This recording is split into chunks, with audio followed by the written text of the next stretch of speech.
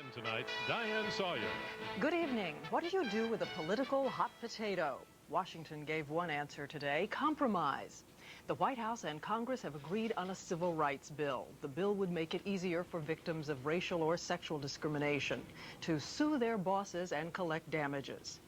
It seems in this climate inflamed by the Thomas hearings, everybody is wary of getting burned on the subjects of women and race. We begin at the White House with ABC's Britt Hume. The president had long maintained he wanted a civil rights bill, but he had vetoed one last year, charging it was a quota bill, and another veto had seemed in prospect until just last night. After extraordinary debate and negotiation, we have reached an agreement with the Senate Republican and Democratic leaders on a civil rights bill that would be a source of pride for all Americans. The bill would permit discrimination suits where the racial makeup of a company's workforce does not match that of the community as a whole. The burden of proving that the hiring was non-discriminatory is placed on the employer. The administration had argued that without safeguards in the bill to protect legitimate job requirements, employers would be forced simply to hire by the numbers, by quota, to avoid being sued. The president said today he had finally gotten such safeguards. And assuming there are no changes in the bill as agreed to last night, we now have such a bill, and my promise will be kept, and I will enthusiastically sign this bill. The whole issue has been a sore point with the president, who's been accused of wanting the racial quota issue more than he wanted a civil rights bill. I have not liked these characterizations that I really didn't want a civil rights bill. I've wanted it all along. I think many people here know that because I've said it all the time, but I don't think the American people necessarily did. That's why it's a joyous day, yeah. Joyous day or not, there is still strong disagreement about who won and lost in all this, and given the legal complexity of the issues, it's hard to assess. There was a time, though, when a major legislative compromise would lead to a round of mutual congratulation and at least a brief truce in the political war of words. Not today. Britt Hume, ABC News, the White House. The other major compromise was in the area of sexual discrimination and harassment. Under the bill, for the first time, women will be able to sue for punitive damages, but there will be limits on how much they can collect. Neither side got all it wanted, but that won't stop them from claiming victory. On Capitol Hill, ABC's Cokie Roberts. The other guy blinked. That's what each side said as the outlines of the compromise emerged. The administration relented. They finally stopped playing the quota card. The president got the kind of a civil rights bill he wanted all along.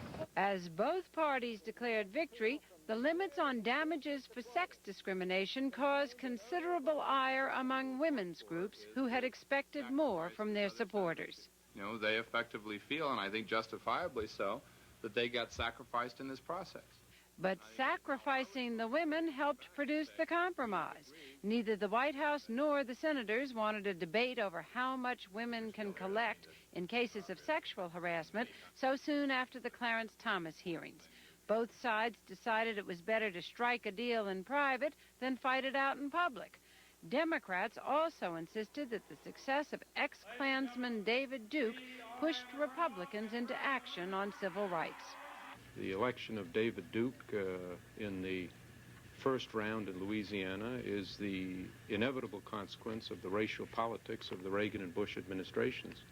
While Republicans adamantly denied those charges, they also made it clear that many are ready to see racial politics put to rest. The time for divisiveness has ended and the time for healing has begun. The healing could take a while as women object to the limits placed on them, and both parties look for the advantage in the politics of race and sex. Cokie Roberts, ABC News, Capitol Hill. The chief Democratic sponsor of the civil rights bill made a most unusual gesture today. Senator Edward Kennedy, who's been under a lot of fire for events in his personal life, responded publicly and very carefully to that criticism. ABC's Jim Wooten is in Cambridge, Massachusetts. At Harvard today, on the banks of the Charles River, there was an odd little moment in the politics of America. At the School of Government named for his brother, Senator Kennedy apologized for my own shortcomings, the faults in the conduct of my private life. I realize that I alone am responsible for them. His speech also addressed racism, the recession, and, in his view, Republican reluctance to address them.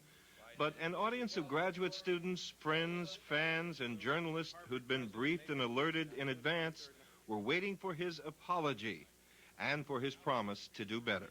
Unlike my brothers, I have been given length of years and time. And as I approach my 60th birthday, I am determined to give all that I have to advance the causes for which I have stood for almost a third of a century. The senator's muted participation in the Clarence Thomas hearings was attributed to the scandals in his own past and rape charges against his nephew. In Massachusetts today, his critics were unimpressed with the speech. The reality is that when people think of him, they don't think of national health insurance. They think of either Chappaquiddick or the Palm Beach trial about to occur, or the fact that he couldn't say anything during the Thomas hearings. Still, it was a rare moment for any politician, and rarer still for a Kennedy. Jim Wooten, ABC News, Boston. In a moment, what the Central Intelligence Agency did not tell the Justice Department about the BCCI scandal. A report on the new racism in Europe aimed at foreign workers, and an ABC